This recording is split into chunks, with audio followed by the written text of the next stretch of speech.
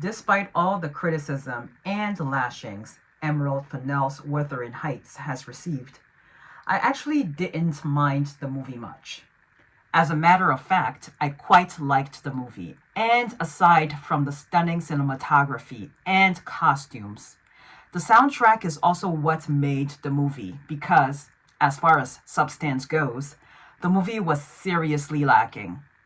My vlog style review of the movie is linked below for your viewing pleasure.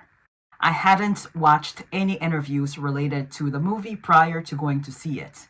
Just a few creator reviews and breakdown of the story since I haven't read the book. And all of that will come through in my review.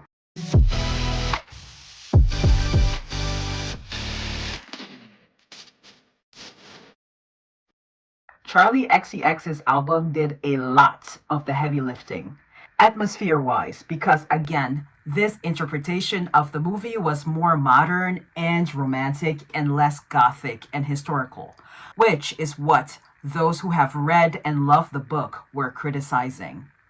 Charli wasn't even supposed to do an entire album for this movie. All Emerald wanted was one song, having used a song of hers for Promising Young Woman, which I have also reviewed previously, and it is linked below for your viewing pleasure. But Charli was drawn to this project and offered to do a whole album because A, she was craving working on something polar opposite from Brat and felt this might be the perfect opportunity. B, she's a fan of the idea of twisting a classic, and after reading the screenplay for the movie in a day and a half, she was ready to go to work, even before Margot and them had begun filming.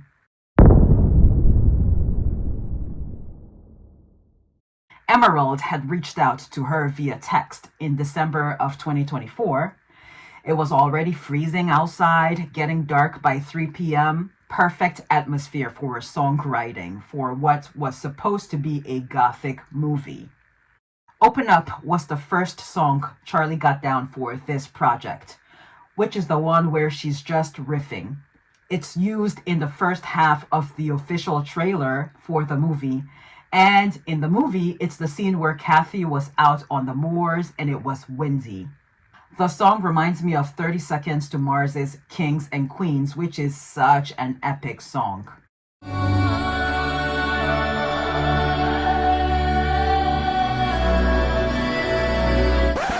A fight,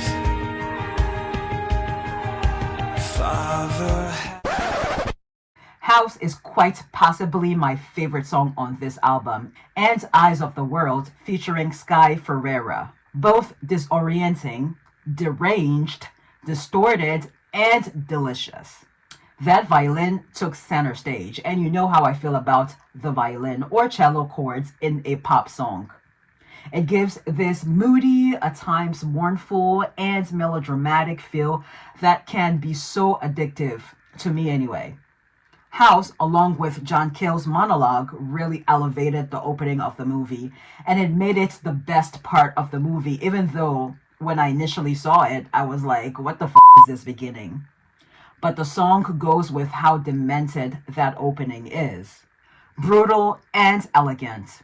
2 words John Cale used in a documentary to describe the strings when making music with the Velvet Underground. 2 words which became Charli's guiding light for this project as she had been listening to a lot of John Cale prior. Also, I can't tell if the monologue is supposed to be from Lockwood or Heathcliff's perspective, which makes it even more unsettling. Side note, the music video was shot in upstate New York, if you can believe it. The video references 9 Inch Nails, the rock band, with how slow it's filmed. And John Cale's monologue is really just a poem he came up with in response to the atmosphere of the song. Charli really wanted him on that track, but would have been fine with him on any of the others. I never understood what people meant when they would ask what a certain artist puts in their songs to make it so good. Now I get it with Eyes of the World. The amount of times I've listened to that song is slightly embarrassing. The same embarrassment I had watching Jacob Elordi pick Margot up with one hand.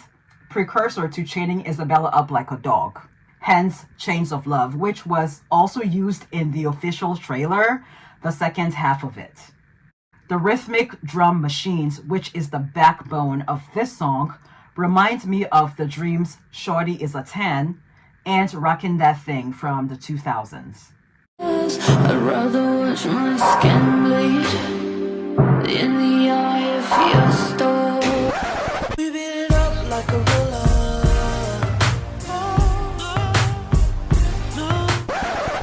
I would have enjoyed this album even if I hadn't gone to see the movie, but having seen the movie, the references and imagery in the lyrics are even more potent. Charli said she and Finn, whom she worked on the album with, wanted it not to be too literal to the scenes in the movie.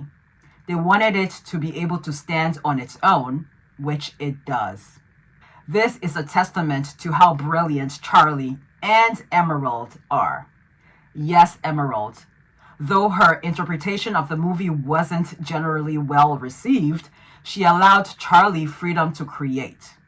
No prescriptions or rules because she trusted Charli as an artist to capture the atmosphere of the movie.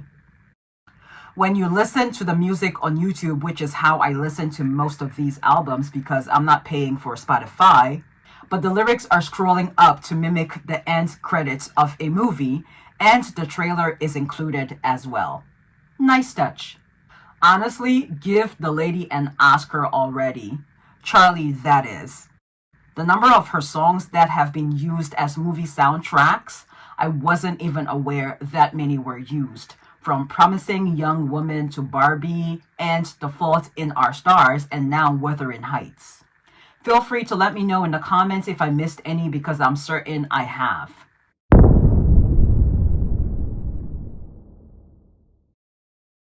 I enjoyed Brat and All, and Dying for You might be the most and only Brat-like song on this project in terms of the up-tempo quality of the song, but this Wuthering Heights project is more my speed.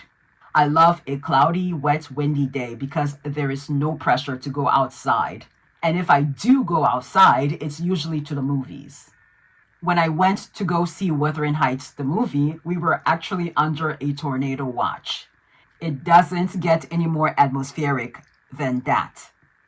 Fall is also my favorite season. I mean, I am a fall baby. October 3rd, which is also Mean Girls Day and the day Taylor released The Life of a Showgirl. While we are on Taylor, I have a feeling that when Charli is done with all the press around this movie and the album, and her movie The Moment, she will address Actually Romantic in her next project. What is pop music without a little messiness, you know? I am over on Patreon if you want to see more of me and unfiltered reactions and commentary about movies, music, and African culture. I'm also on Substack.